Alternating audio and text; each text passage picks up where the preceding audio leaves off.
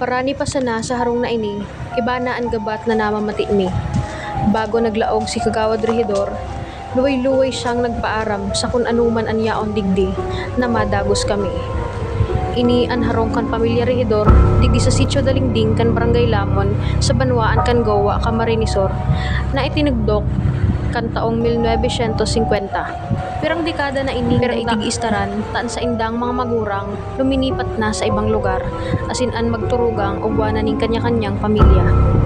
Gibo sa matitibay na tablon an harong na ini, nahasta sa ngunyan, yaraon pa.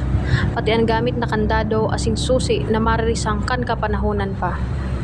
Bantog ang harong na ini sa saindang lugar dahil sa mga kakaibang nahihiling asin iba pang pangyayari. Saro dyan ang saindang poso o bumbahan na pili sa naan natutugutan o natatauhanin malinik na tubig, mantang ang daitig tatauhaning permiso para makasalod. Malibog na tubig ang iniluluwas pag nagkukuro ini. Ang sigarilyo kan kapre na minaliwanag sana ang buong kaharungan. Saro sa nahiling kan ama, kan agum ni Kapitan Atole, kan Barangay Lamon.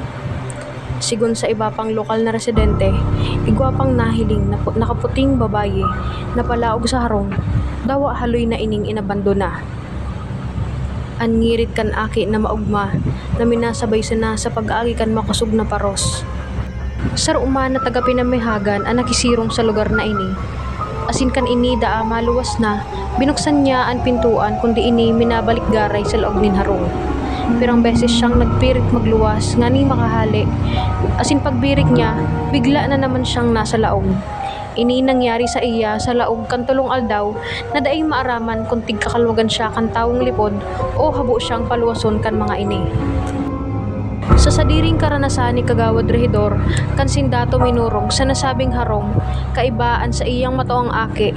Pinukaw siya kan sa iyang ama sa kinatahawi kan banggi, asintig sasabi na an sa iyang aki na si Miko ay nagkakamang napaluwas.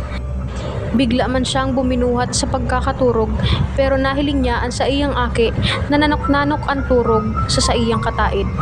An aking tigtutukoy na nagkakamang paluwas, tigsasabing an saro sa mga elemento na tigaarog sana an forma kan aki niyang si Miko.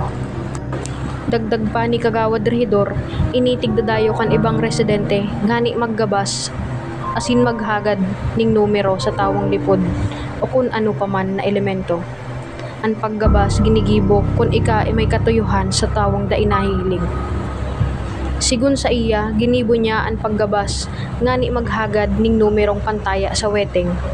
Gamit ang mga karton na may surat na numero, nigo asin pantulod na kakanon. Kan ini sa iyang pinunan, biglang nahulog ang santo asin ini napasa. Sigun pa sa iya, nagkaperaman ang mga nakakagana ninweteng sa paggabas sa harong na ini. Hanggang sa ngunyan, bistado man garay ang kababalaghan na nangyayari sa gurangan na harong kan pamilya Rehidor.